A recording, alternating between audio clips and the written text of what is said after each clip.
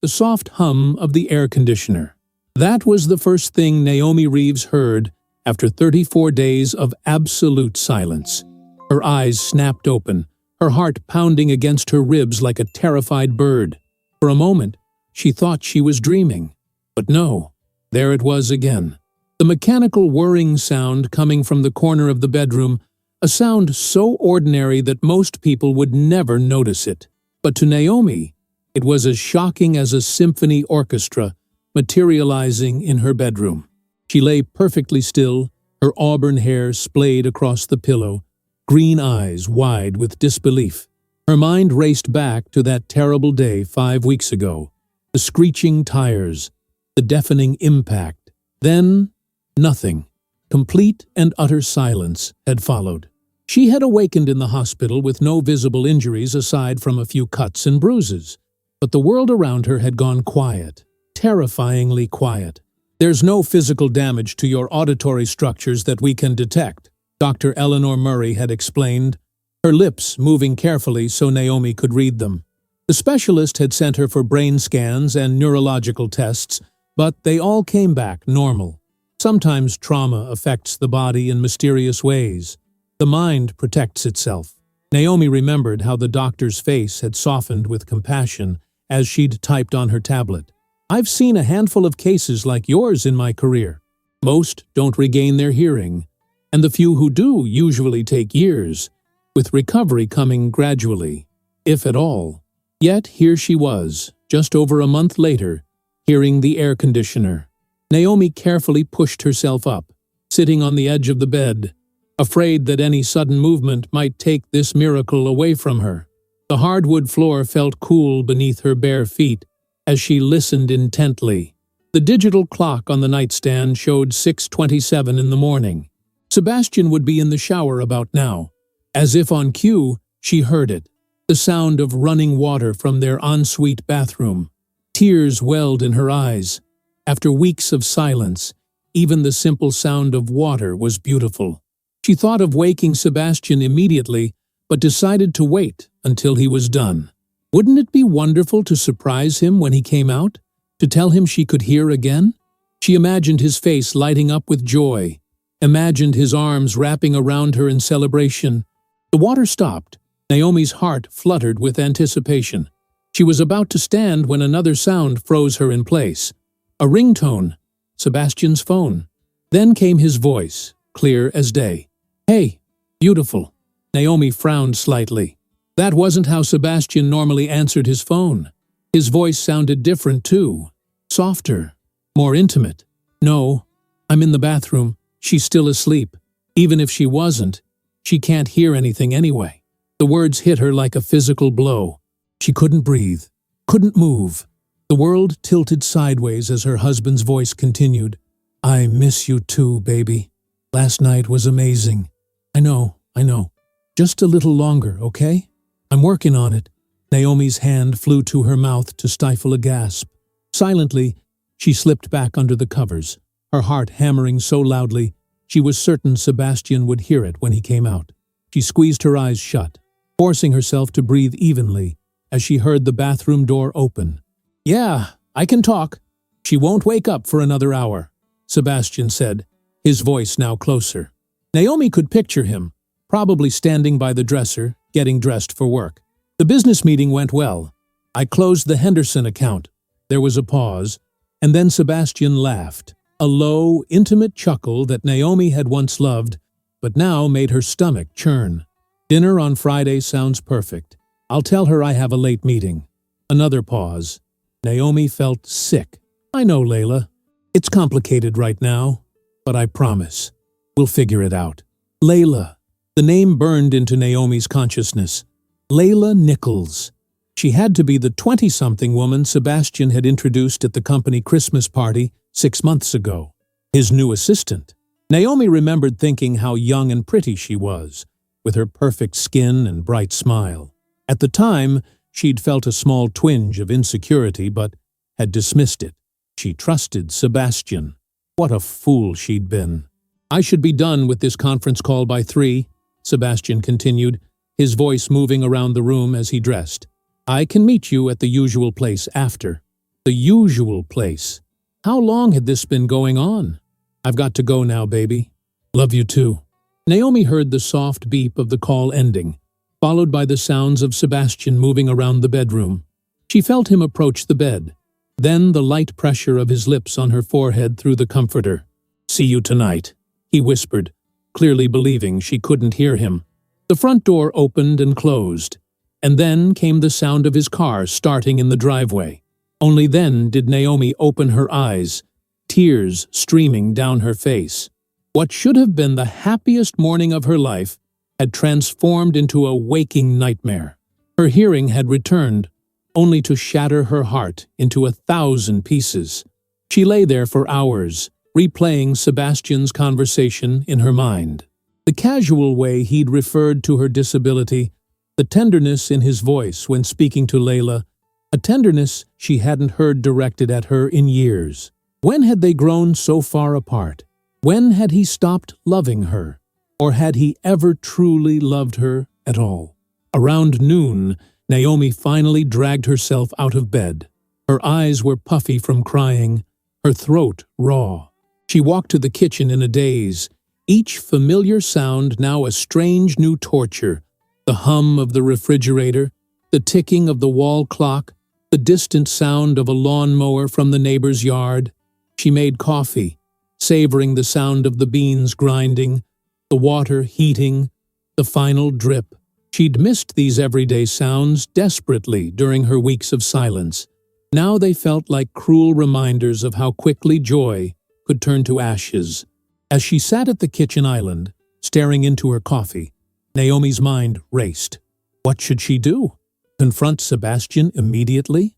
File for divorce? Pretend she still couldn't hear and spy on him? The last option sent a chill through her. It felt manipulative, underhanded, not like her at all. And yet, Sebastian had been acting strangely even before her accident, working late more often, weekend business trips that seemed to pop up suddenly, text messages that made him smile secretively. She'd asked him once if everything was okay, and he'd kissed her forehead, just like this morning, and said, "Everything's perfect, Nay," the nickname he hadn't used in months. Her phone buzzed with a text. Naomi picked it up to see a message from Jasmine, her mother-in-law. "How are you feeling today, sweetie? Harold and I are thinking of you." Naomi's fingers hovered over the keyboard. Jasmine and Harold had been nothing but supportive since the accident. They visited weekly, learned basic sign language alongside Sebastian, and called or texted daily.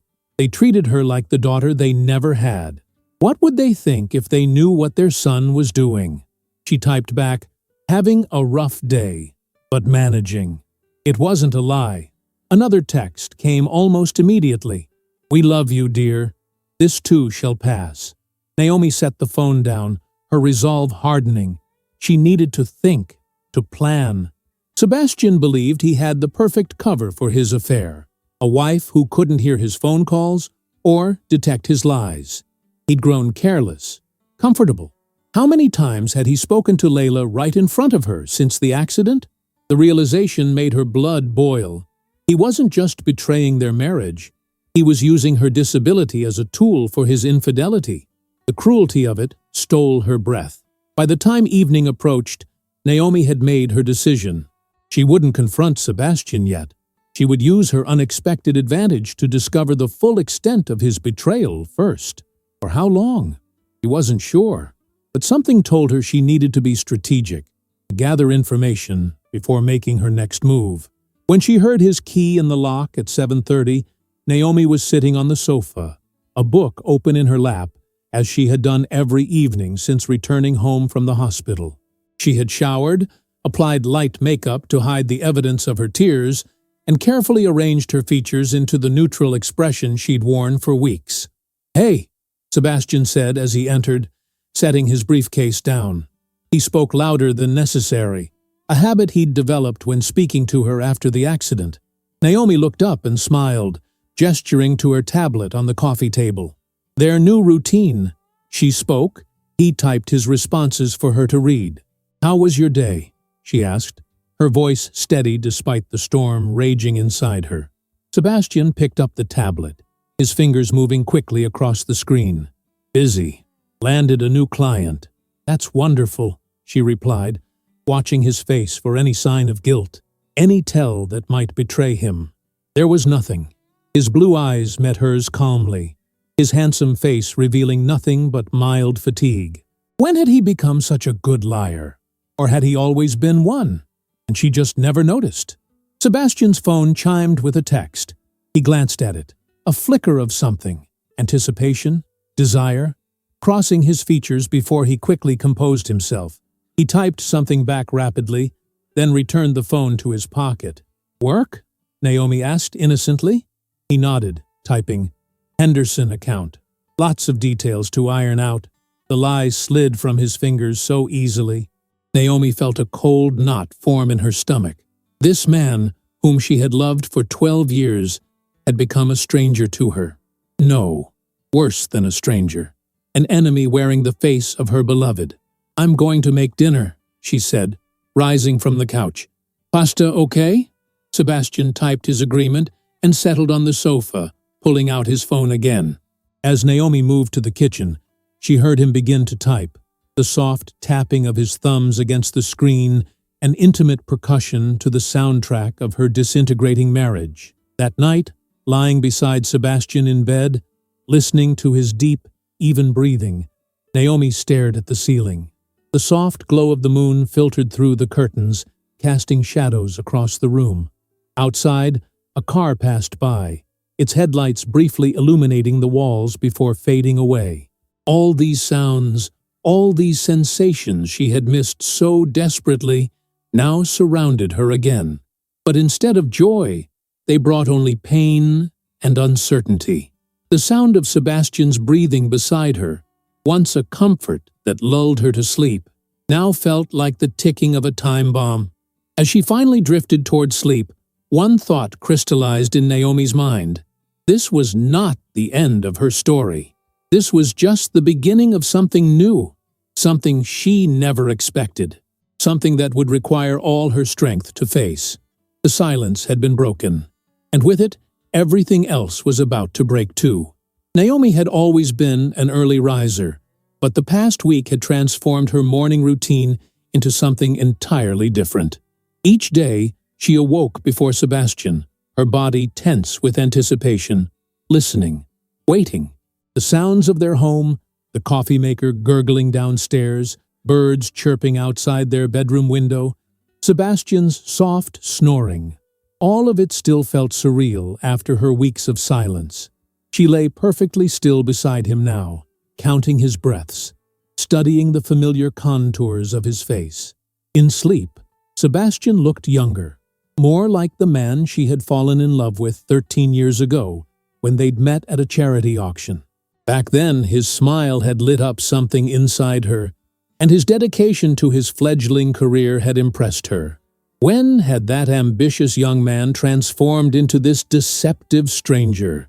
Sebastian's phone vibrated on the nightstand. His eyes fluttered open, and he reached for it with practiced ease, a small smile forming on his lips as he read the screen. Another message from her, no doubt. Layla. Even thinking the name made Naomi's stomach clench. "Morning," she said, watching as Sebastian startled slightly, guilty eyes darting to her face before he schooled his features into a neutral expression. He reached for his tablet, typing, "Good morning. Sleep well?" The caring husband, the concerned partner. What a performance. "Yes," she lied, sitting up. "I'm going to shower." In the bathroom, Naomi turned on the water, letting the sound wash over her. She'd developed a new appreciation for everyday noises, the squeak of the faucet, the rush of water hitting tile, the soft thud of the shampoo bottle when she set it down. But these small pleasures were overshadowed by the weight of her discovery and the daily performance she now gave. For 7 days, she had maintained her deception. 7 days of watching Sebastian text his lover right in front of her. 7 days of him taking calls in the same room, speaking in that intimate tone reserved for Layla while his wife sat supposedly deaf beside him. 7 days of gathering information, pieces of a puzzle she never wanted to complete, but now couldn't stop assembling. She knew their usual meeting place was a hotel downtown. She knew Sebastian had told Layla he would leave Naomi soon. "Just need to get some things in order first," he'd said during a call yesterday, while Naomi pretended to be engrossed in a book. What things needed ordering? Their finances? The thought sent a chill through her. When Naomi emerged from the bathroom wrapped in a towel, Sebastian was dressed for work, keys in hand. "Early meeting," he said aloud, then caught himself and typed it on the tablet instead.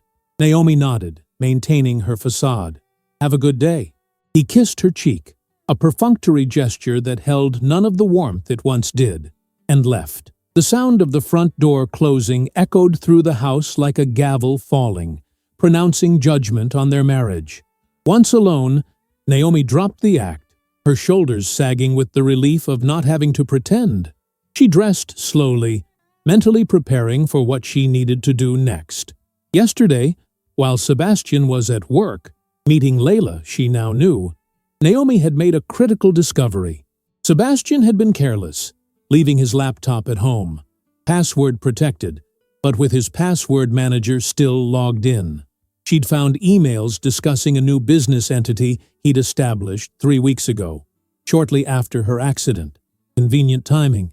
Now, she booted up her own laptop and began searching for information on divorce attorneys. The thought made her physically ill, but she forced herself to continue. She had been naive once. She wouldn't make that mistake again. By noon, Naomi had compiled a list of highly recommended divorce lawyers in the area. One name stood out: Stella Lawson, described in review after review as tenacious, brilliant, and the attorney you want when the gloves come off. Naomi made an appointment for the following day during Sebastian's standing lunch meeting with a client. Another fiction, she now realized. Her phone buzzed with a text from Jasmine. "Dropping by with some of that soup you like from Martelli's. Be there in 15. Hope that's okay." A wave of emotion washed over Naomi. Sebastian's mother had been so supportive since the accident, calling or visiting nearly every day.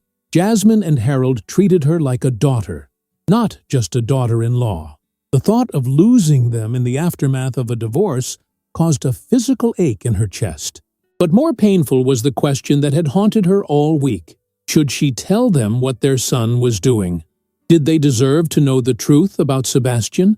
Or would that just cause unnecessary pain to two people who had shown her nothing but kindness?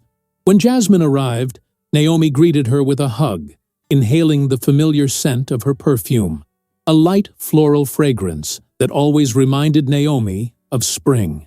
"You look tired, sweetheart," Jasmine said, studying Naomi's face with concern. Then, remembering Naomi's supposed condition, she immediately pulled out her phone and typed the same message. The sight of this thoughtful gesture, one of many Jasmine had incorporated into their interactions since the accident, nearly broke Naomi. She considered telling her right then, confessing everything, her returned hearing, Sebastian's betrayal, all of it. Instead, she smiled and spoke. "Just not sleeping well. Thank you for the soup."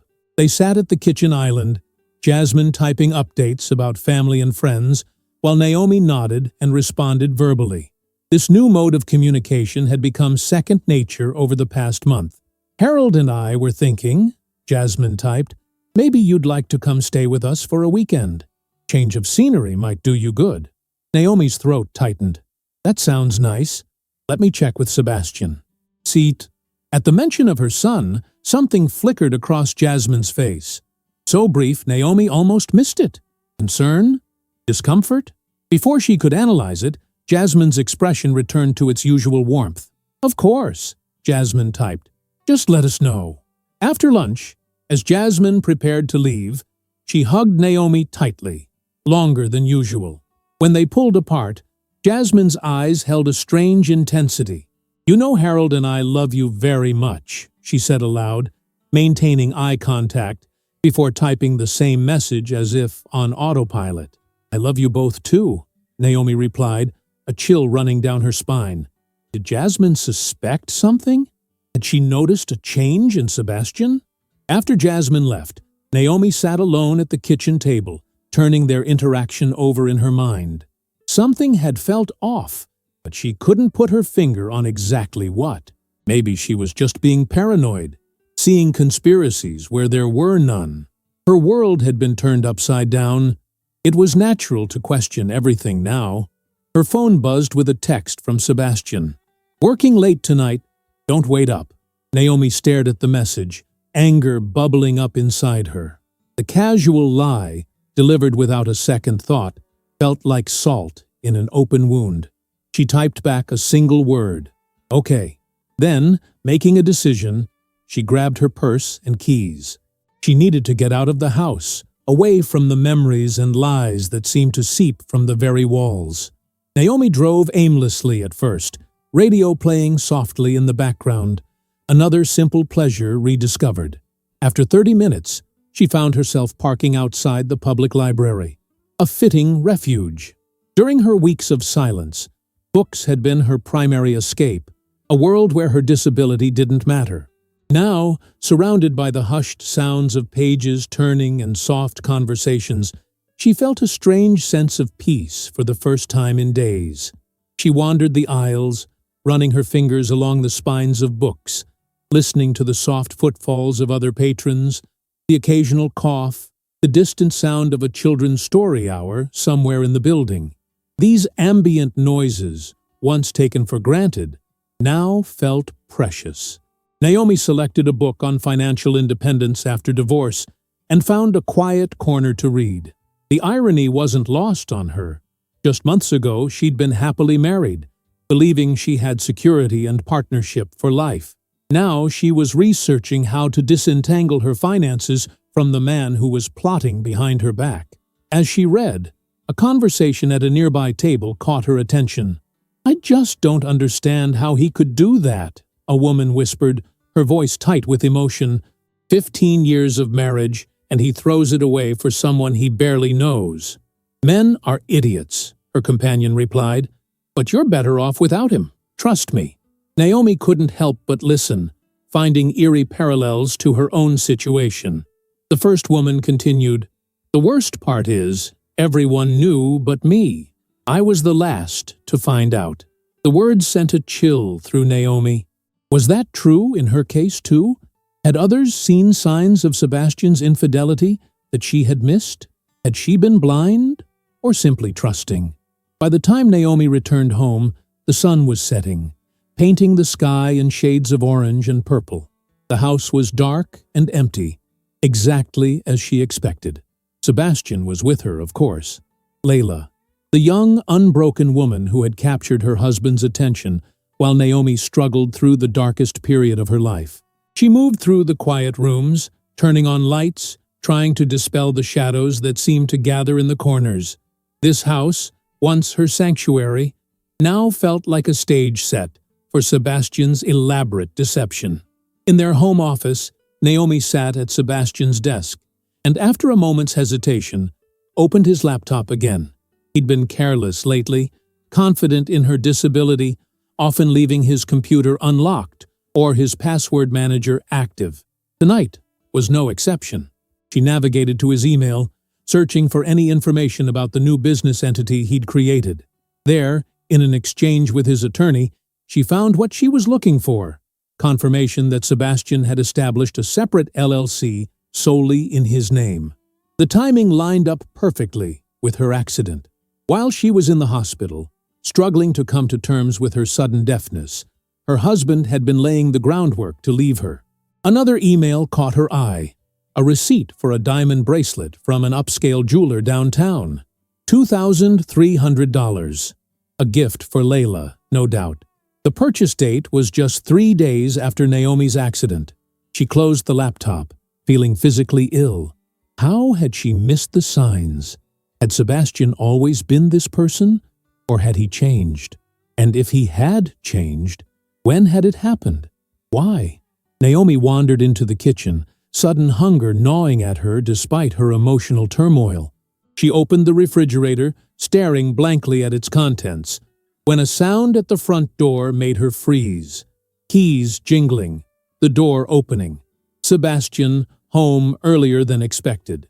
She quickly shut the refrigerator and moved to the living room, picking up a book from the coffee table and sitting on the sofa. By the time Sebastian entered, she had composed her features into a neutral expression, the same mask she'd worn all week. "You're up," he said. Then, catching himself, reached for his phone to type the message. "Couldn't sleep," she replied, watching him carefully. His hair was slightly mussed, his collar askew. The faint scent of unfamiliar perfume clung to him, noticeable even from across the room. Sebastian typed, "You okay?" The concern in his eyes seemed genuine, and for a moment, Naomi almost believed he cared. But then she remembered the emails, the phone calls, the lies. This was just another performance. "Fine," she said. "Just restless." He nodded, typing, "Going to shower, then bed. Don't stay up too late." Naomi watched him climb the stairs, listening to the sound of his footsteps above her, the shower starting. She remained on the sofa long after he had gone to bed, her mind racing with questions and plans. Tomorrow she would meet with Stella Lawson. Tomorrow she would begin the process of reclaiming her life from the man who had so callously discarded their vows. But tonight, in the quiet hours between dusk and dawn, Naomi allowed herself to mourn the marriage she had believed in, the love she had trusted, and the future she had planned. Outside, a light rain began to fall, droplets tapping against the windows like gentle fingers. Naomi closed her eyes, focusing on the sound. Another gift returned to her, another simple pleasure to catalog and cherish. The rain intensified, drumming steadily now, washing away the day. Naomi imagined it cleansing her too, preparing her for what lay ahead. There would be pain, certainly, confrontation, loss, but beyond that, something else waited, something she couldn't yet name but could sense, like distant thunder on the horizon. Tomorrow would come soon enough. For now, Naomi listened to the rain and allowed herself to feel everything, the anger, the betrayal, the grief, and underneath it all, a growing sense of resolve. Sebastian had underestimated her. That was his mistake. It would not be her last advantage. The offices of Lawson Legal occupied the 15th floor of a sleek downtown high-rise. Naomi sat in a modern leather chair, a cup of herbal tea cooling on the side table beside her, as she watched Stella Lawson review the documents she'd brought. The attorney's office was tastefully decorated in shades of gray and blue, with floor-to-ceiling windows offering a panoramic view of the city skyline. "Let me make sure I understand the situation correctly," Stella said, her dark eyes sharp and focused as she looked up from the papers. "You lost your hearing in an accident approximately 5 weeks ago. The doctors couldn't find a physical cause, suggesting it was psychosomatic. Then, 1 week ago, your hearing suddenly returned. But instead of sharing this miraculous recovery with your husband, you discovered he's having an affair and possibly attempting to hide assets." Naomi nodded, clutching her purse in her lap. "That's correct." Stella leaned back in her chair, her expression thoughtful. "And you're certain about the asset transfer? You've seen clear evidence? I found emails discussing the creation of a new LLC solely in his name, dated right after my accident. And yesterday," Naomi swallowed hard, "yesterday I overheard him on the phone with his girlfriend, saying he needed to get things in order before leaving me." "I see." Stella tapped her pen against her notepad. "Mrs. Reeves, I want to be very clear about something. What you're doing, pretending to still be deaf, it's unusual but not illegal. However, if this goes to court, opposing counsel could try to paint you in a negative light for the deception." "I understand." Naomi met Stella's gaze steadily. "But Sebastian is using my supposed disability to hide his affair and plot financial maneuvers behind my back. I'm just trying to protect myself." Stella's expression softened slightly. "I'm not judging you, Mrs. Reeves. I've seen enough divorces to know that people rarely behave their best during them. I'm simply preparing you for what might come." She pulled out a legal pad and began writing. Now, regarding the asset transfer, if your husband is attempting to hide marital assets, that's something the court takes very seriously. I'm going to need you to gather as much documentation as you can without raising suspicion. I've already started, Naomi replied, reaching into her purse to pull out a USB drive. I've made copies of the emails I found and taken screenshots of his text conversations with Layla. Stella raised an eyebrow, clearly impressed. That's good, but we need more. Bank statements, property deeds, investment accounts, anything that shows what you owned together before this new company was formed. And, if possible, any documentation about the new LLC. For the next hour, they developed a strategy. Stella explained the divorce process in methodical detail, outlining timelines, potential pitfalls, and various scenarios. Naomi listened intently, taking notes, asking questions. It felt surreal to be having this conversation, planning the dismantling of the life she'd built with Sebastian. But with each passing minute, her resolve strengthened. One last thing, Stella said, as their meeting drew to a close. You mentioned your in-laws. Do they know about any of this? Naomi shook her head. No, at least, I don't think so. They've been wonderful to me, especially since the accident. I'm afraid of losing them when all this comes out. It's a valid concern, Stella acknowledged. Family dynamics can be complicated in these situations, but don't make assumptions about how they'll react. People can surprise you. As Naomi drove home, Stella's words echoed in her mind. People can surprise you. Hadn't Sebastian proven that already? The man she thought she knew, the marriage she believed was solid, all of it had been upended in the span of a week. She stopped at a red light, watching pedestrians cross the street in front of her. A young couple walked hand in hand, leaning into each other, laughing at some private joke. Naomi felt a pang of something.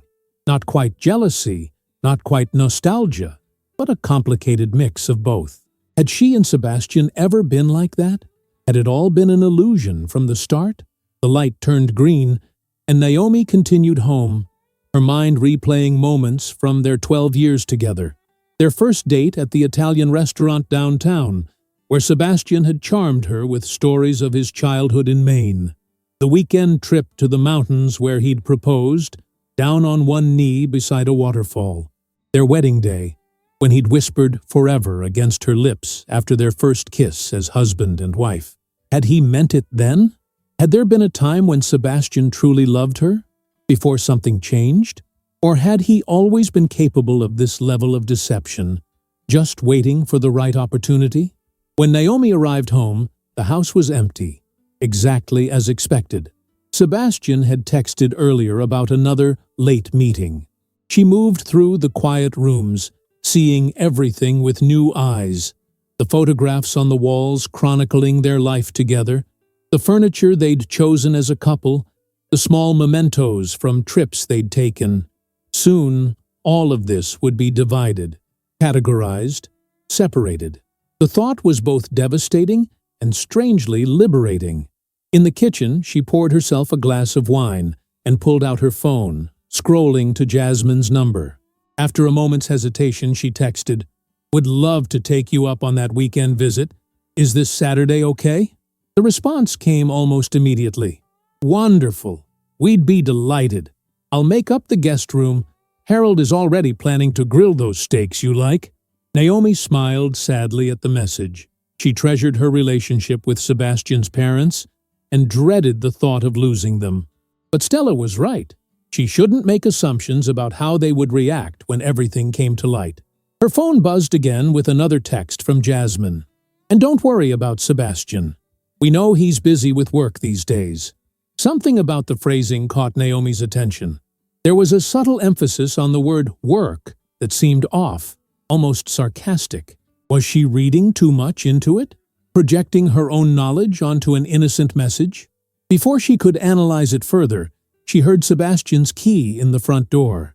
She quickly set down her wine glass and picked up a magazine from the counter, pretending to be engrossed in an article as he entered. "Hey!" Sebastian called out, then caught himself and typed a greeting on his phone instead. "Hi," Naomi replied, looking up with a practiced smile. Good day? He nodded. Typing? Productive. You? Fine. I was thinking of visiting your parents this weekend. They invited me to stay overnight Saturday. Is that okay?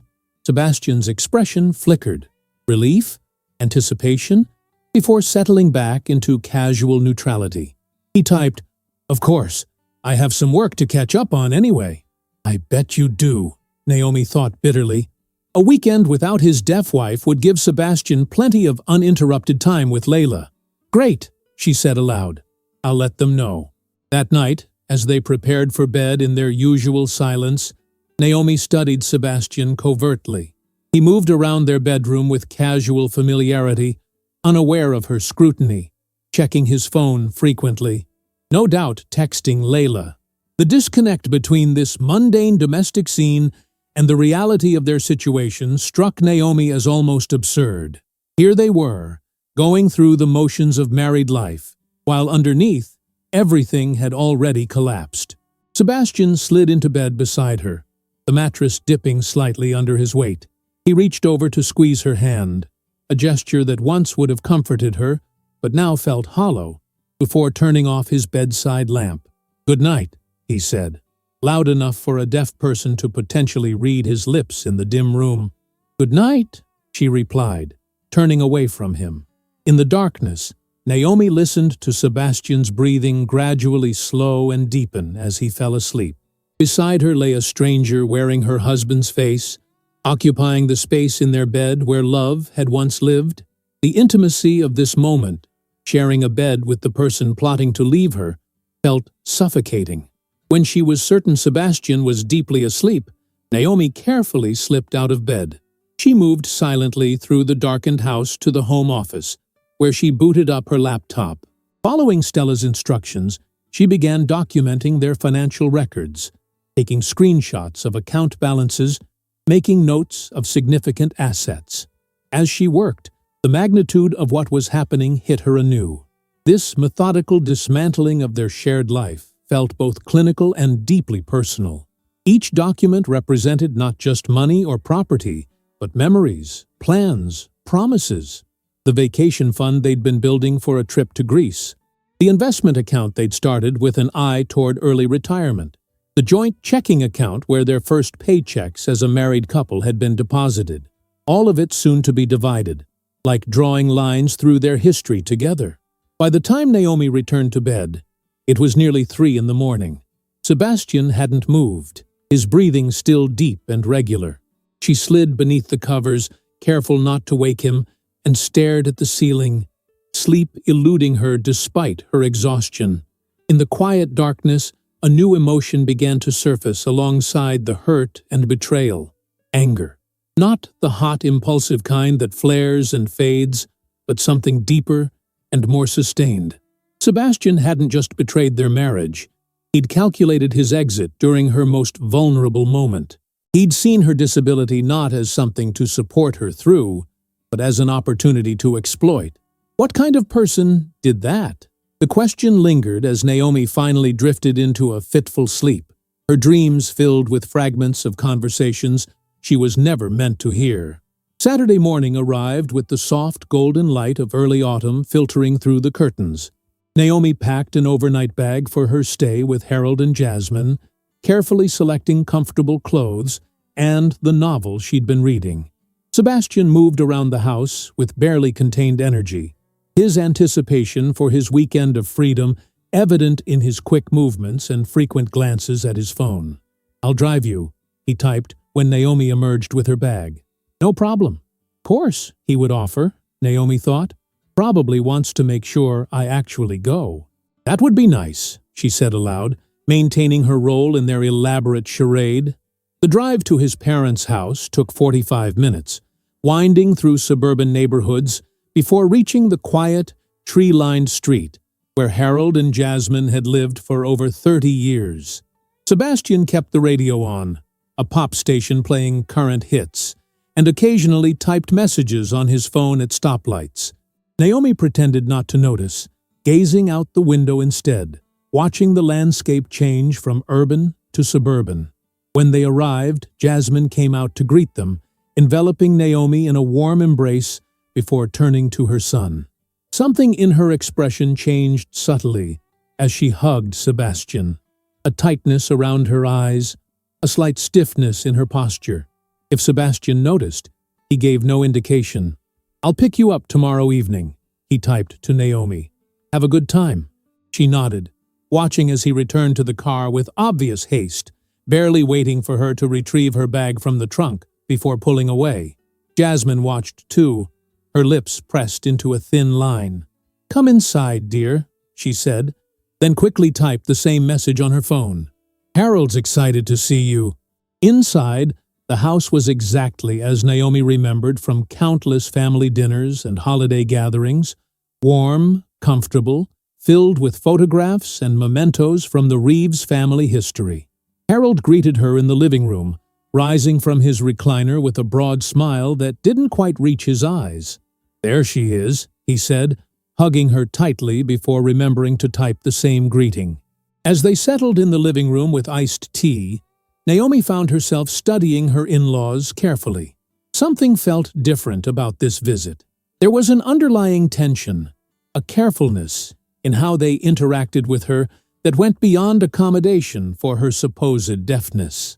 "How have you been, really?" Jasmine typed, her gaze intent on Naomi's face. "Managing," Naomi replied truthfully. "Some days are harder than others." Harold and Jasmine exchanged a glance that Naomi couldn't quite interpret. Harold typed, "And Sebastian? Has he been supportive?" The directness of the question caught Naomi off guard. "He's adjusting," she said carefully. "We both are." Another glance between the older couple, this one laden with meaning. Jasmine's fingers hovered over her phone screen for a moment before she typed, "Naomi, dear, there's something we need to discuss." Naomi's heart rate accelerated. "What is it?" Jasmine looked at Harold, who nodded encouragingly. She turned back to Naomi and began typing a longer message, her brow furrowed in concentration. When she finished, she passed the phone to Naomi. The message read, "We've noticed Sebastian behaving strangely lately, canceling family dinners, being evasive when we ask about his work, always on his phone. Then last week, I saw something that concerned me deeply. I was having lunch downtown and saw Sebastian with a young woman. They were intimate, holding hands across the table. I didn't approach them, but I've been sick with worry ever since. We didn't know how to tell you, especially with everything you're going through already." Naomi read the message twice, her hands trembling slightly. They knew. All this time, she thought she was protecting them from the painful truth, but they had discovered it on their own. Relief and grief mingled inside her as she looked up to meet Jasmine's concerned gaze. In that moment, Naomi made a decision. These people had treated her like a daughter for 12 years. They deserved the truth. All of it. "I need to tell you something," she said, setting the phone down on the coffee table between them. Harold and Jasmine looked at her expectantly, their expressions a mixture of concern and confusion. "I can hear you," Naomi said quietly. "My hearing came back a week ago." The silence that followed Naomi's revelation was profound, weighted with shock and unspoken questions. Harold and Jasmine stared at her, perfectly still, as if afraid any movement might shatter this fragile moment. "You can," Jasmine began, her voice barely above a whisper. "Here," Naomi finished, nodding. "Yes, it happened suddenly, last Monday morning." Harold leaned forward in his chair, his weathered hands clasped tightly together. That's wonderful news," he said, his voice catching. "But why didn't you tell anyone? Why didn't you tell Sebastian?" The pain that flashed across Naomi's face answered his question before she could speak. Understanding dawned in Jasmine's eyes, followed quickly by a deep sadness. "Oh, Naomi," she breathed. "What happened?" Naomi took a deep breath, steadying herself. "The morning my hearing returned, I was going to surprise Sebastian. He was in the shower, and I was waiting for him to come out. But then his phone rang, and I heard him answer it." She paused, swallowing past the lump in her throat. He was talking to a woman named Layla, his girlfriend. Harold closed his eyes briefly, as if in pain. Layla Nichols, he said, the young woman from his office.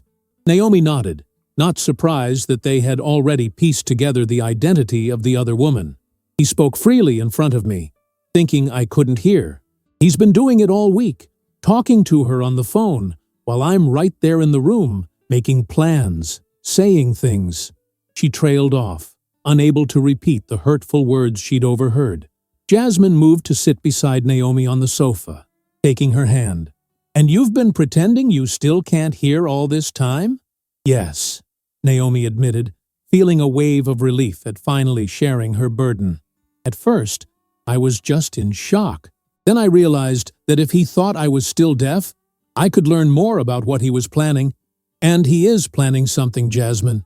He created a new company right after my accident, an LLC in his name only. I think he's trying to hide assets before leaving me." Harold's expression darkened. "That son of a—" He caught himself, glancing apologetically at the women. "Sorry, but I never thought Sebastian would stoop this low." "Neither did I," Naomi said quietly. "I've met with a divorce attorney. Her name is Stella Lawson, and she's helping me gather evidence of what he's doing." Jasmine squeezed Naomi's hand tightly. "We're so sorry, dear. We had no idea it had gone this far." She hesitated. "When I saw them together last week, I confronted Sebastian afterward, called him that evening and demanded to know what he was doing. He claimed she was just a colleague, that they were discussing business. And you didn't believe him," Naomi said. "It wasn't a question." "No," Jasmine replied firmly. "I raised that boy. I know when he's lying." She exchanged a glance with Harold. "We've been trying to figure out how to tell you, especially with your, well, what we thought was your continued hearing loss." Harold cleared his throat.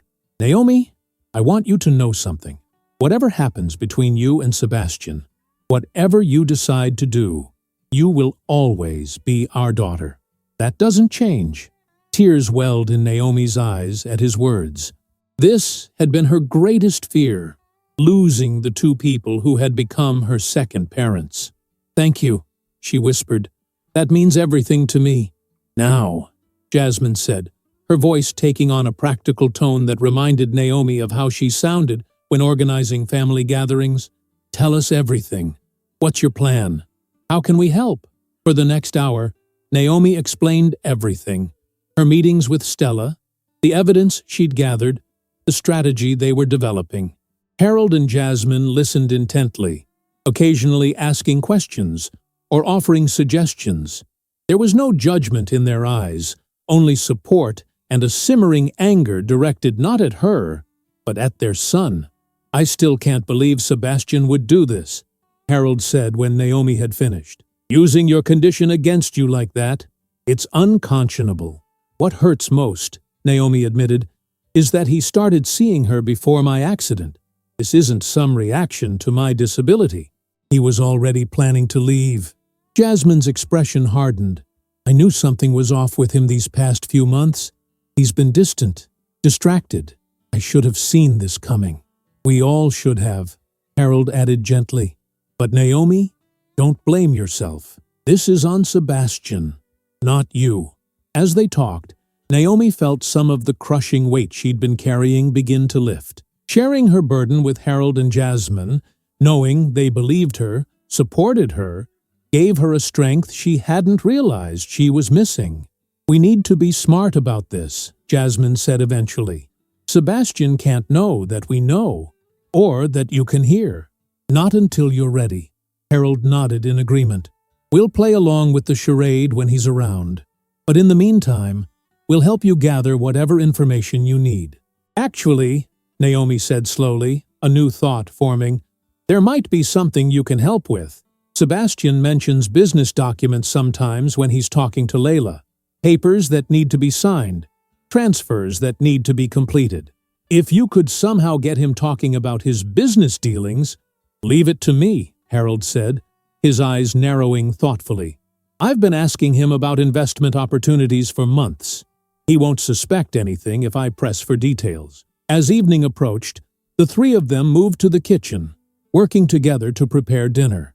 The familiar routine of chopping vegetables and setting the table brought a sense of normalcy that Naomi hadn't experienced in weeks. For a few precious hours, she allowed herself to exist in this bubble of support and understanding, temporarily setting aside the pain of betrayal. They ate on the back patio, the autumn air crisp but not uncomfortable. Harold grilled steaks to perfection, and Jasmine made her famous rosemary potatoes. They talked about everything except Sebastian, books Naomi had been reading, Harold's woodworking projects, Jasmine's volunteer work at the local animal shelter. It was a deliberate choice, Naomi knew, to give her this respite from the constant stress. Later, as they sat in the living room with cups of decaf coffee, Jasmine asked the question Naomi had been expecting. "What will you do when it's time to confront him?" Naomi stared into her cup, watching the light play across the dark liquid. "I'm not sure yet. Stella says timing is everything. We need to have all our evidence in place before I reveal that I can hear. Otherwise, Sebastian might be able to cover his tracks with the asset transfers." "And emotionally?" Harold prompted gently. "How are you preparing for that confrontation?"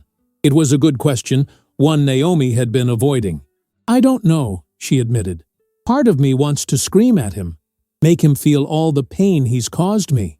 Another part just wants this to be over as cleanly as possible." "You'll know what to do when the time comes," Jasmine assured her.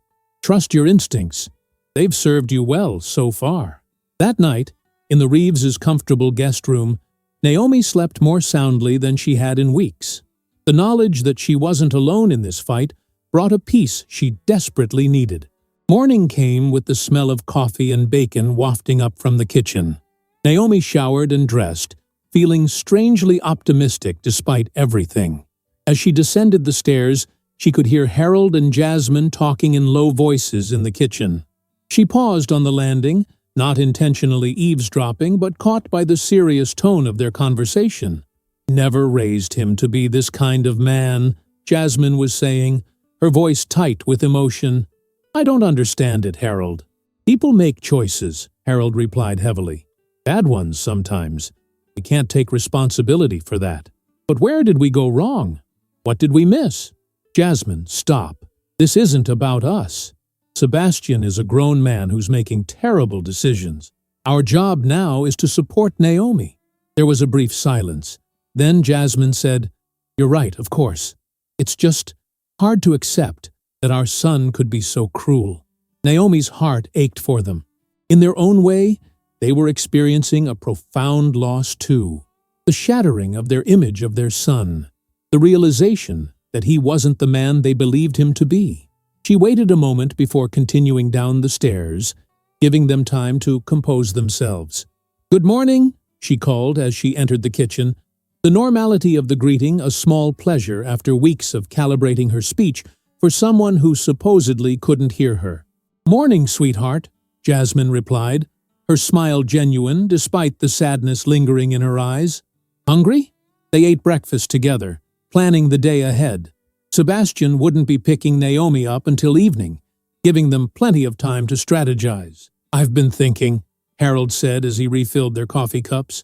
"Sebastian set up this new company using the family attorney, right? Charles Whitman?" Naomi nodded. "That's what the emails suggested. Charles and I play golf every month, have for 20 years. I could casually ask him about business structures, tax implications. Lawyer-client privilege only extends so far. He might let something slip. Would he do that?" Naomi asked, uncertain. "Breach confidentiality?" "Not explicitly," Harold clarified. "But Charles is terrible at hiding his reactions. If I mention certain scenarios, I'll be able to tell by his face if I'm on the right track. And more importantly, I can let him know that I'm aware something's happening with Sebastian's finances. That might make him more cautious about facilitating anything questionable." Jasmine nodded approvingly. "Good thinking, dear." After breakfast, they moved to Harold's study, where Naomi shared the documentation she'd been gathering. Harold, with his background in finance before retirement, quickly grasped the implications of what Sebastian appeared to be doing. "Classic attempt to shield assets," he muttered, examining the emails Naomi had forwarded to her own account. Not particularly sophisticated, but effective if no one's looking closely. Can he get away with it? Naomi asked. Not if we catch it in time, Harold assured her. Courts don't look kindly on this sort of manipulation, especially when there's clear evidence it began right after a spouse suffered a medical crisis. He looked up, his expression grim but determined. We won't let him do this to you, Naomi. By mid-afternoon, they had developed a comprehensive strategy. Harold would approach Charles Whitman and Sebastian's accountant, using his position as concerned father to gather information without raising alarms. Jasmine would encourage Sebastian to bring Layla to a family dinner, ostensibly to meet this colleague he's been working with so closely, a move designed to put pressure on the affair without revealing what they knew. And Naomi would continue her careful documentation of everything Sebastian said and did, building the case for when confrontation became inevitable. As the time for Sebastian's arrival approached, Naomi felt a curious mix of dread and strength. Returning to the house she shared with him meant resuming her exhausting charade, but she was no longer carrying her burden alone. Remember, Jasmine said as they stood on the front porch, waiting for Sebastian's car to appear, call us any time, day or night. If things get too difficult, you have a place here with us. I can't thank you both enough, Naomi replied, her voice thick with emotion. I was so afraid of losing you when this all came out. Not possible, Harold said firmly, squeezing her shoulder. Family is family, Naomi. Real family stands by each other. The sound of an approaching car drew their attention. Sebastian's silver sedan turned into the driveway, right on time. Naomi watched as he parked and got out, waving casually to his parents. There was no hint of guilt in his expression, no indication that he believed he was doing anything wrong. Ready? Harold murmured. Naomi took a deep breath, settling the mask of deafness back over her features. Ready. As Sebastian approached, Jasmine and Harold seamlessly shifted into their roles, typing messages on their phones instead of speaking directly to Naomi, maintaining the illusion that their daughter-in-law still lived in silence. The performance was flawless, so convincing that for a moment, even Naomi almost believed it. Sebastian hugged his parents briefly, then typed a message to Naomi. Ready to go? She nodded, embracing Jasmine and Harold one last time before picking up her overnight bag. As they walked to the car, Sebastian's phone buzzed in his pocket. He glanced at it, a small smile playing at his lips, the same smile Naomi had once found charming, but now recognized as a sign of his betrayal. In the car, driving away from the safety of her in-laws' home, Naomi gazed out the window, her mind already planning her next moves. Sebastian turned on the radio, classic rock this time, and began tapping his fingers on the steering wheel, completely at ease. He had no idea that the ground was shifting beneath him, that his carefully constructed deception was already crumbling. For the first time since her hearing had returned, Naomi felt something like hope. She wasn't alone anymore, and soon, very soon, Sebastian would discover just how badly he had underestimated her. 3 days after her weekend with Harold and Jasmine, Naomi sat at the kitchen island, a cup of tea growing cold beside her, as she listened to Sebastian's voice drifting from the home office. He was on another call with Layla, his tone intimate and conspiratorial, a voice Naomi once believed belonged only to her. The papers are ready, he was saying, unaware that every word reached his wife's ears with perfect clarity. Just need her signature on a few things. She never reads what she signs anyway. Naomi's fingers tightened around her mug. In the 10 days since her hearing had miraculously returned, she had documented dozens of conversations like this one, each more damning than the last. Sebastian and Layla's plan was crystallizing. Transfer the majority of assets to Sebastian's new company. Prepare the groundwork for a separation where Naomi would be left with minimal financial support, and begin their new life together without the burden of a wife Sebastian no longer wanted. What Sebastian didn't know was that Naomi had been building her own plan, piece by careful piece. Tomorrow, Sebastian continued, his voice dropping lower. I'll have her sign everything tomorrow. Tell her it's just routine paperwork for the insurance company. By the end of the week, everything will be transferred. Naomi glanced at her phone, where a text from Stella Lawson glowed on the screen. Documents ready. Can you come in at 2 p.m. today? Perfect timing. She typed back a quick confirmation, then set down her phone as Sebastian emerged from the office, still talking. I should go. She's in the kitchen, he said. Then laughed at something Layla said. I know, baby. She has no idea. Love you too. Naomi quickly picked up a magazine, pretending to be absorbed in an article as Sebastian entered the kitchen. He ended his call and walked to the refrigerator, pulling out a bottle of water with the casual confidence of a man who believed himself untouchable. When he turned and saw her sitting there, he gave a small start, just enough to confirm he'd forgotten she was home. Hey, he said aloud, then caught himself and typed the greeting on his phone instead, sliding it across the counter to her. Hi, she replied, looking up with practiced neutrality. I'm meeting a friend for coffee this afternoon. Sebastian nodded, typing. Anyone I know? Just someone from my book club. Naomi lied smoothly. We're discussing the new Sarah Dessen novel. He nodded again, clearly uninterested, and typed, I have some papers for you to sign tomorrow. Insurance stuff. Nothing important? Nothing important. Just the documents that would strip her of financial security after 12 years of marriage. Naomi forced a smile and nodded, watching as Sebastian checked his watch, an expensive timepiece she'd given him for their 10th anniversary. I've got to run, he typed. Client meeting downtown. Client meeting. Another lie. According to the conversation she'd just overheard, he was meeting with the attorney handling his asset transfers. Their life together had become a complex choreography of deceptions, his deliberate, hers defensive. After Sebastian left, Naomi moved quickly. She showered and dressed with care, selecting a tailored navy dress and pearl earrings that had been a gift from Jasmine last Christmas. Looking in the mirror, she barely recognized the woman who stared back at her, composed, determined, eyes clear and focused.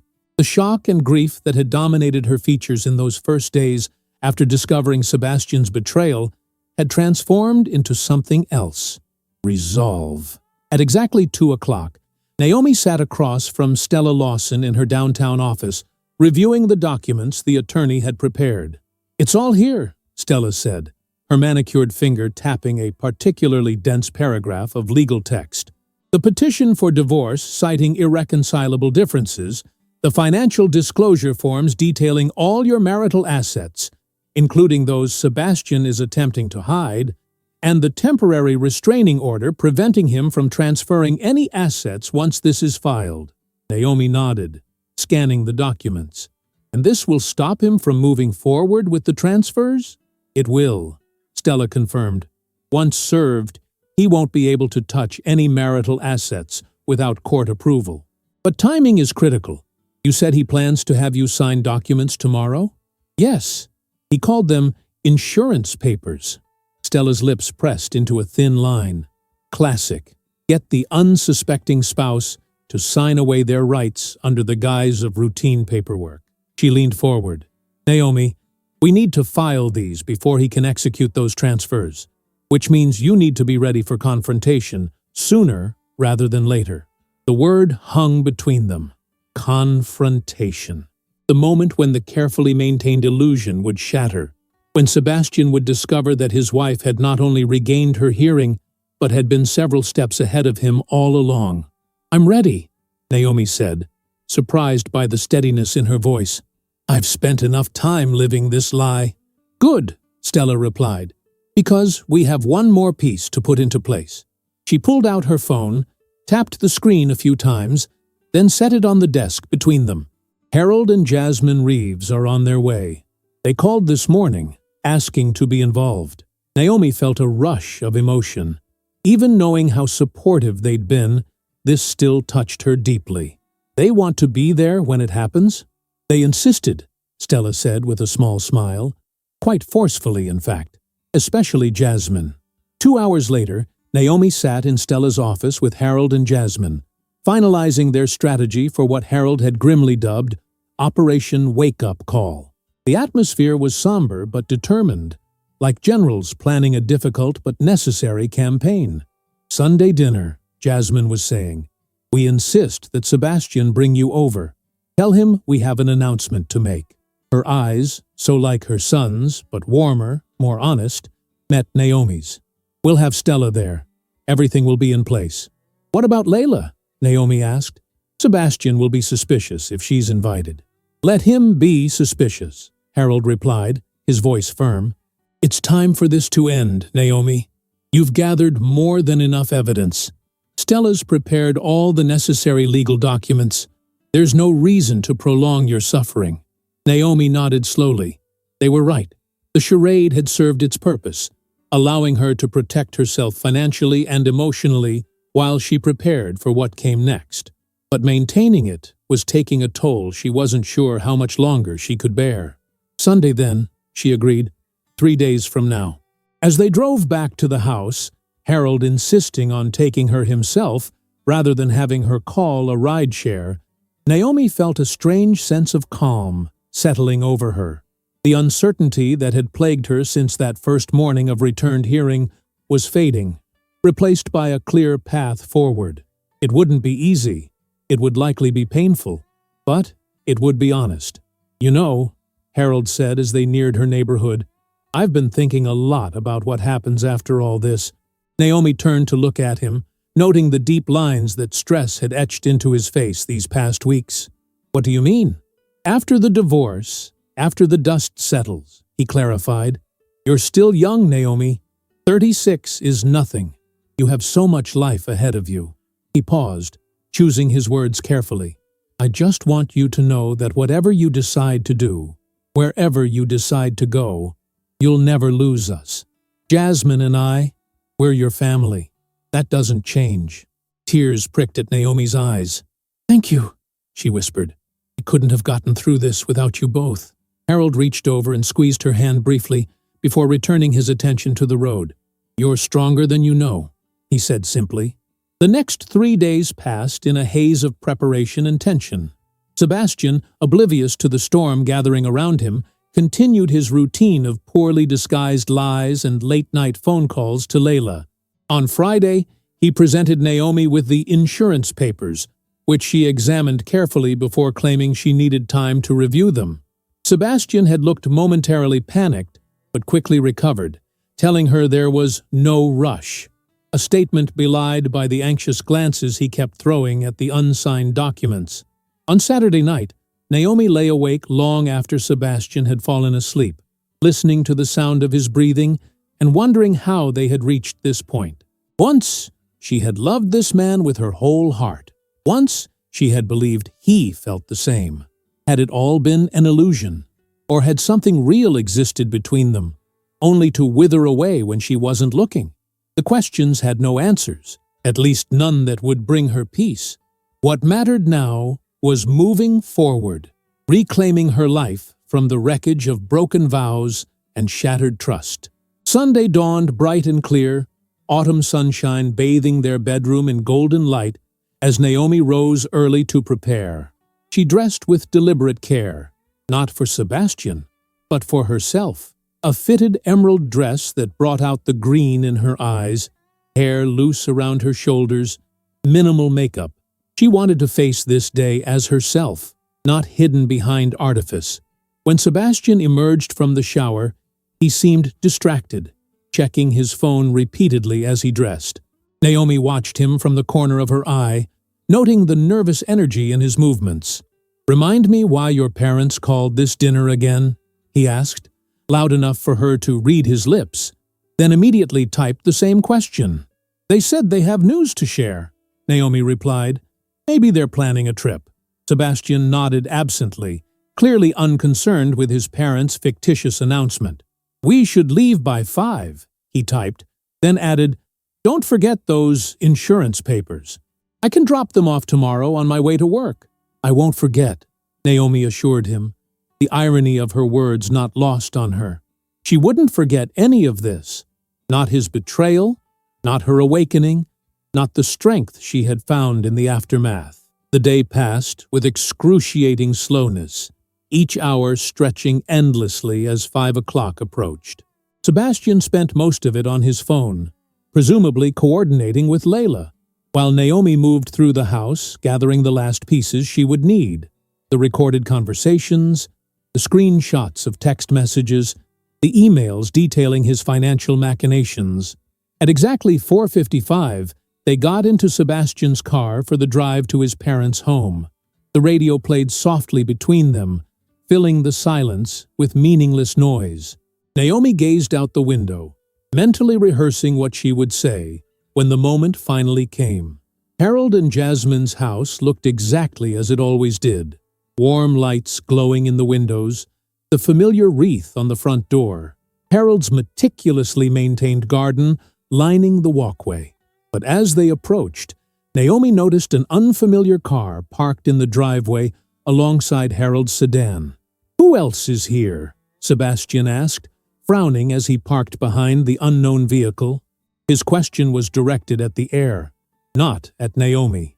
A slip that revealed just how accustomed he had become to her supposed deafness. Naomi pretended not to notice, focusing instead on gathering her purse and the folder of documents she'd brought. Together, they walked to the front door, Sebastian still frowning slightly. Jasmine opened it before they could knock, her warm smile hiding the steel Naomi knew lay beneath. Come in," she said, hugging Naomi tightly before embracing her son with noticeably less enthusiasm. "Everyone's in the living room." "Everyone?" Sebastian echoed, his frown deepening. "Mom, what's going on?" "You'll see," Jasmine replied enigmatically, leading them down the hallway. The living room fell silent as they entered. Harold stood by the fireplace, his expression grave. Stella Lawson sat in an armchair, professional in a charcoal suit, a briefcase at her feet. And on the sofa, looking uncomfortable but determined, sat Charles Whitman, Sebastian's attorney. Sebastian stopped abruptly, his body tensing beside Naomi. "What is this?" he demanded, looking from face to face. "Dad? What's going on?" Harold met his son's gaze steadily. "Sit down, Sebastian." "Not until someone explains why my lawyer is in your living room," Sebastian snapped, his composure cracking. He turned to Charles. "What are you doing here?" Charles Whitman cleared his throat awkwardly. "Your father called me, Sebastian. After our conversation yesterday, I felt obligated to—" "I don't want to hear it," Sebastian interrupted, turning back to his parents. "Whatever this is, I'm not participating. Naomi, we're leaving." He grabbed her arm, pulling her toward the door. "No," Naomi said clearly, standing her ground. "We're not." Sebastian froze, his grip on her arm slackening as he processed what he'd just heard. Slowly, he turned to face her, confusion and the first flickers of realization crossing his features. "What did you say?" he whispered. Naomi met his gaze directly, her voice steady and clear. "I said no, Sebastian. We're not leaving. We're going to sit down and discuss several things, including your relationship with Layla Nichols, your plans to transfer our marital assets into your new company, and your intention to leave me with nothing after 12 years of marriage." The color drained from Sebastian's face as her words registered. You can hear?"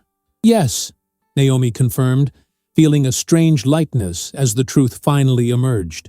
"My hearing returned 10 days ago, just in time to hear you on the phone with your girlfriend, planning how to use my disability to your advantage." Sebastian staggered back a step, shock giving way to understanding, then to something like fear. "You've been pretending? This whole time? Like you've been pretending to be a faithful husband?"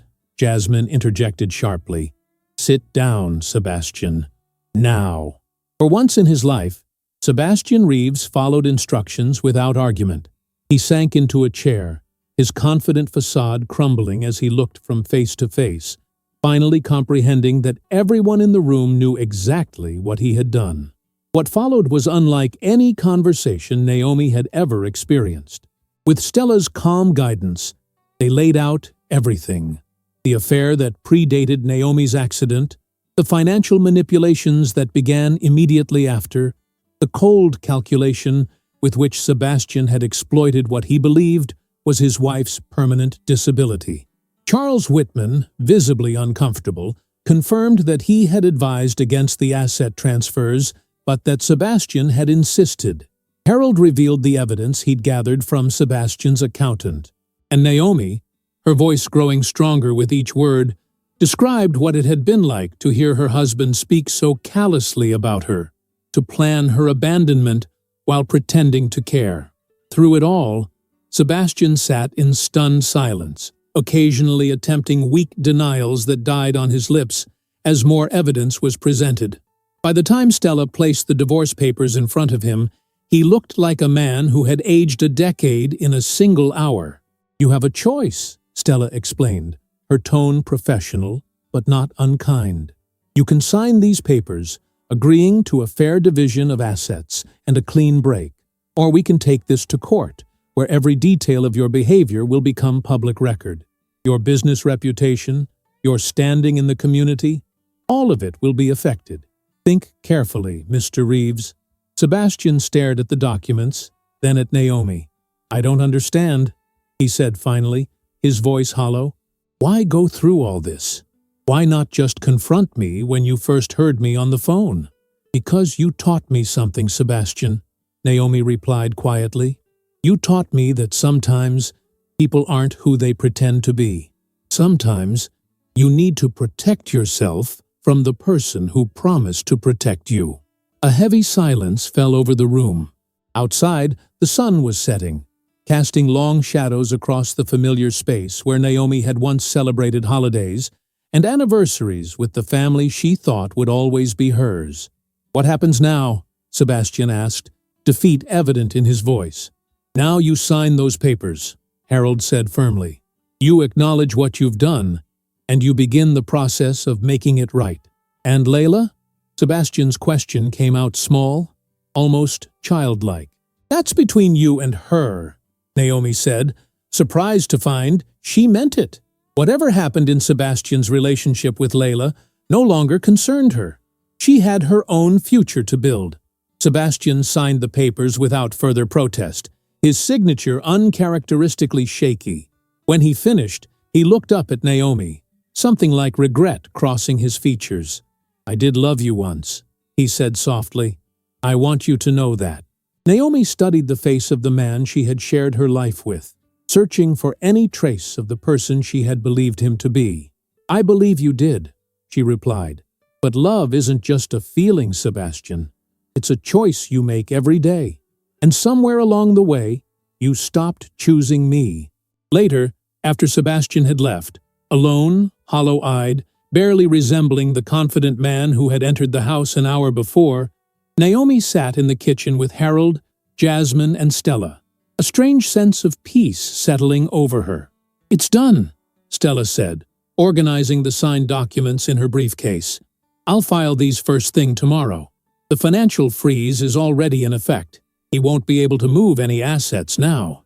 "Thank you," Naomi said, reaching across the table to squeeze the attorney's hand. "For everything." "You did the hard part," Stella replied with a smile. "I just provided the legal framework." She stood, gathering her things. "I'll be in touch tomorrow with next steps."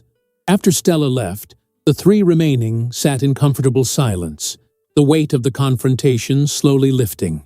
"I'm proud of you," Jasmine said finally, reaching out to brush a strand of hair from Naomi's face, a motherly gesture that brought unexpected tears to her eyes.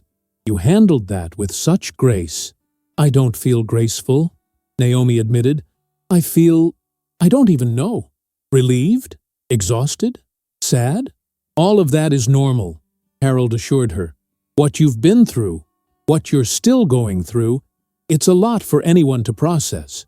Jasmine refilled their teacups, the familiar ritual bringing comfort. "What will you do now?" It was the question Naomi had been asking herself for days, with no clear answer. But sitting here, in this house that had always felt like a second home, something crystallized within her. "I think," she said slowly, "I'm going to write." "Write?" Harold echoed, curious.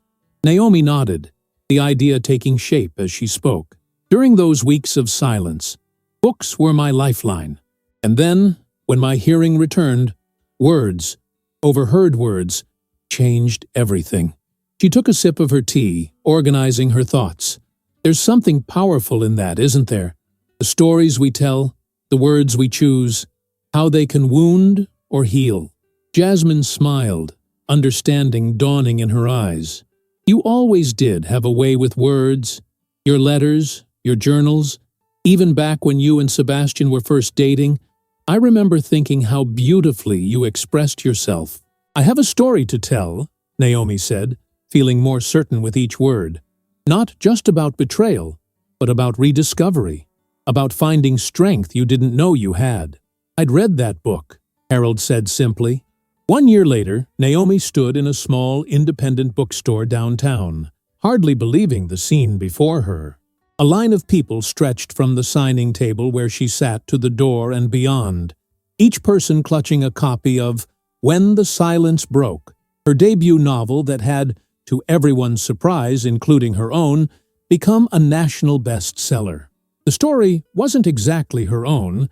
She had changed names, details, settings, but the emotional core remained. A woman whose world is shattered by betrayal, who finds her voice again in the most unexpected way, who rebuilds her life from the broken pieces of what came before. Who should I make it out to? She asked the next person in line, a woman perhaps a few years older than herself. Margaret, the woman replied, and I just want to say thank you. Your book helped me leave my husband after 20 years of emotional abuse. I didn't think I could start over at 52, but here I am. Naomi looked up, truly seeing Margaret, the nervous smile, the determined set of her shoulders, the new beginnings evident in her eyes. It's never too late to find your voice, Naomi said, inscribing the book with those words before signing her name. As the signing continued, Naomi caught sight of Jasmine and Harold near the back of the store, beaming with pride. They had been her anchors throughout the past year, helping her find a small but charming apartment after the divorce was finalized, encouraging her writing when self-doubt crept in, reminding her that family wasn't always defined by marriage or blood.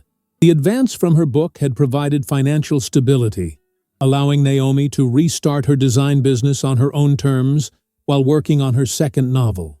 Sebastian, she had heard, had moved to another state with Layla, their relationship having survived the scandal, but not without cost.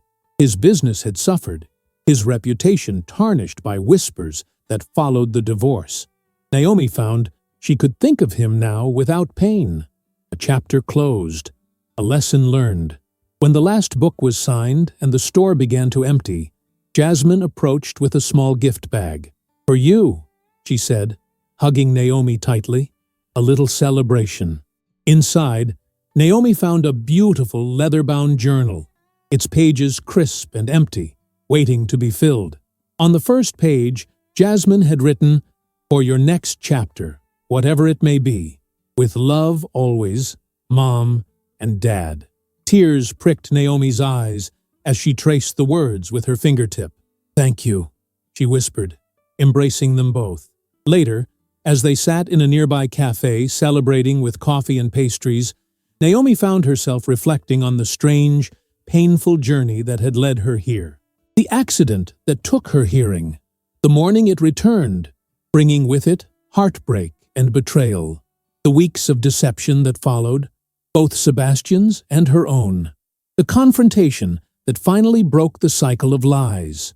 All of it had shaped her, transformed her into someone stronger, wiser, more compassionate than she had been before. The silence had broken, yes, but so had the illusions she had lived with for so long. In their place grew something authentic, a life built on truth, creativity, and genuine connection. "Penny for your thoughts," Harold said, noticing her momentary abstraction. Naomi smiled, coming back to the present. "I was just thinking about silver linings," she replied. "How sometimes the worst moments of our lives can lead to the best, if we're brave enough to keep moving forward." "And are you?" Jasmine asked gently. Moving forward? Naomi looked around, at the bustling cafe, at the stack of her books on the table, at these two people who had chosen to love her through the darkest chapter of her life, and felt a deep, abiding certainty settle in her chest. Yes, she said, her voice clear and strong, audible to everyone at the table and to herself most of all. I'm exactly where I'm meant to be. Outside, autumn leaves danced in the October breeze, golden and vibrant, letting go of their branches to embark on new journeys. Naomi watched them through the window, hearing the gentle rustle even from inside, one of countless everyday sounds she would never again take for granted. The world was full of noise, painful and beautiful, chaotic and harmonious, but now, finally, she was ready to listen to all of it, to add her own voice to the symphony, and to write whatever came next in her story. If you enjoyed the story, leave a like and subscribe to the channel. And drop a comment below. What city are you watching from? And if your heart tells you to, feel free to leave me a tip on Buy Me a Coffee. Just check the first pinned comment. Thanks for keeping me company and for the coffee, and I'll see you in the next story.